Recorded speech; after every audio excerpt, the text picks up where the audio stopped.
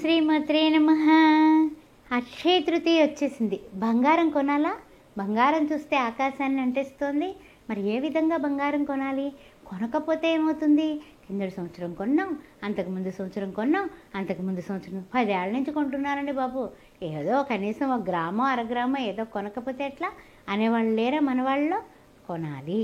ఎలా కొనాలి అంటే బంగారం పెరిగింది కాబట్టి మన బడ్జెట్కి ఎంత వస్తే అంతే కొనండి. గురువింద గింజ ఎంత వస్తే అంతే కొనండి. అంతేగాని అప్పు చేసి పప్పు భోజనం చెయ్యొద్దు. అందువల్ల చూసుకొని దాన్ని బట్టి బడ్జెట్ చేసుకోండి.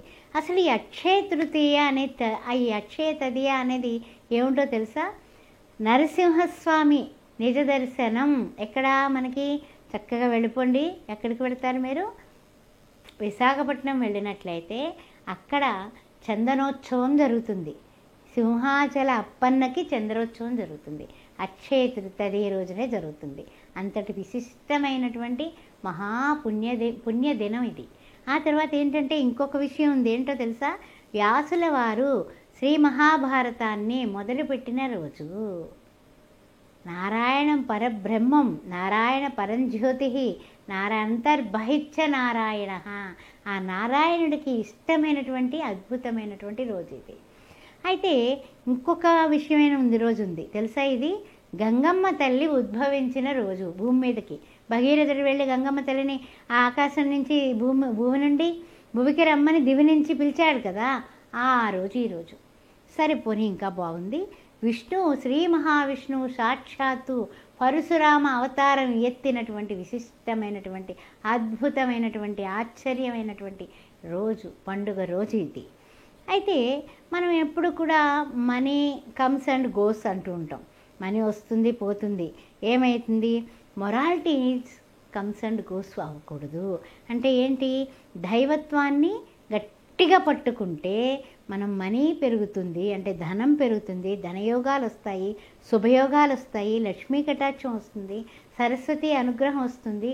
శక్తినివ్వు అంటే యా దేవి సర్వభూతేషు లక్ష్మీ రూపేణ సంస్థిత నమస్తత్వే నమస్తత్వే నమస్తత్వే నమో నమః అని ఆ లక్ష్మీ రూపంలో అమ్మవారు మనకు అనుగ్రహిస్తుంది. అందుకని చిన్న మెత్తు బంగారం కొంటూ ఉంటారు మన వాళ్ళు. కనీసం 1 గ్రామో ఏదో, లేకపోతే రూపంగా అన్నా కొనుక్కుంటారు ఆడవాళ్ళు. ఎందుకంటే పోగు చేసుకుని వాళ్ళు ఎంతో అంత అయిందిలే, మనకి 1000 రూపాయలు దొరికినా పర్వాలేదు, ఈ 2000లో దొరికినా పర్వాలేదు, అలా కూడా కొనుక్కునే వాళ్ళు ఉన్నారండి. బాగా గుర్తుపెట్టుకోండి.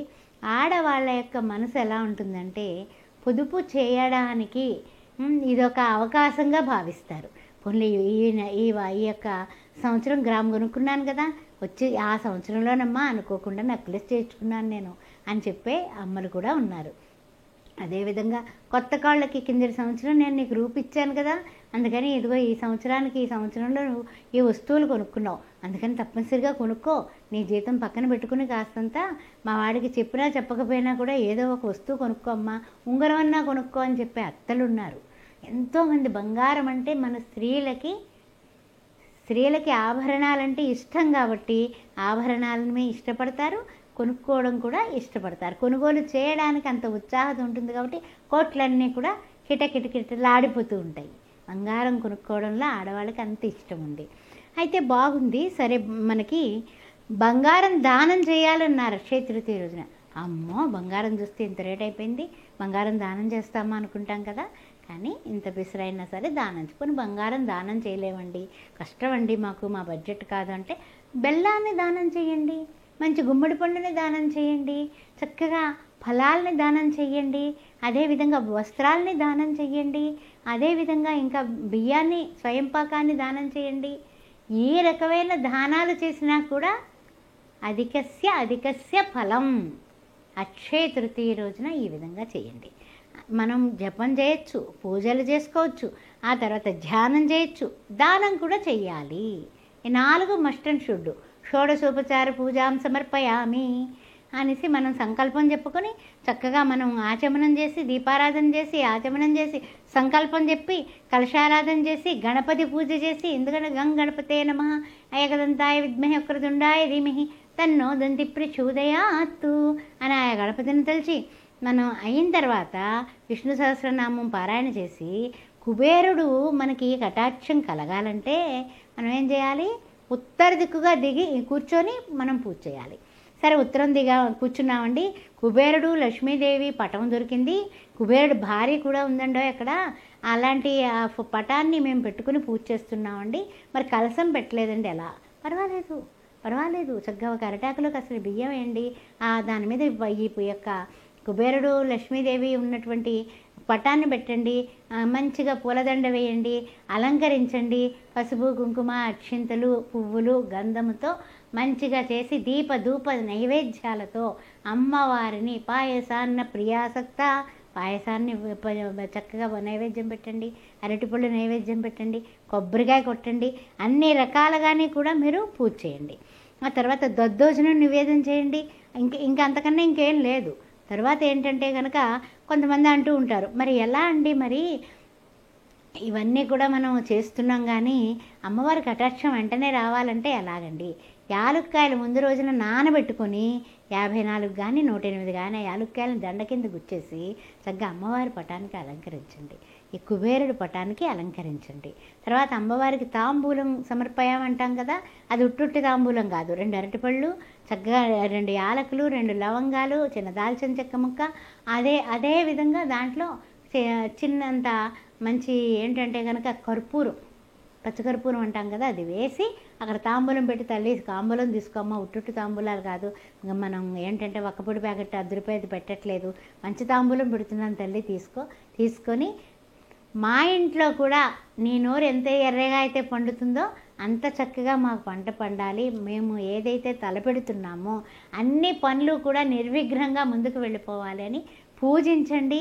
పూజించిన తర్వాత తప్పనిసరిగా మీ దిశ కూడా మారి తీరుతాయి. అందువల్ల భక్తి ప్రధానం. లక్ష్మీ అష్టోత్తరం కానీ, సహస్రం కానీ, విష్ణు సహస్రం కానీ, విష్ణు అష్టోత్తరం కానీ చేసుకోండి. తర్వాత ఇంకొకటి ఏమిటంటే కనుక సమయానికి ఏదైనా సరే భోజనం సమయానికి ఎవరు వచ్చినా కూడా భోజనం పెట్టండి ఆ వేళ.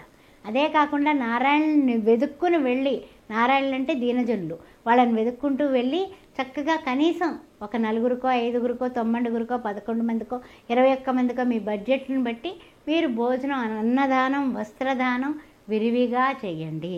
తప్పనిసరిగా మనం కూడా మనం ఉన్న స్థితి నుంచి ఉన్నత దిశకి మారాలంటే మనం వితరణ కావాలి. నీ అర్హత ఏమిటి?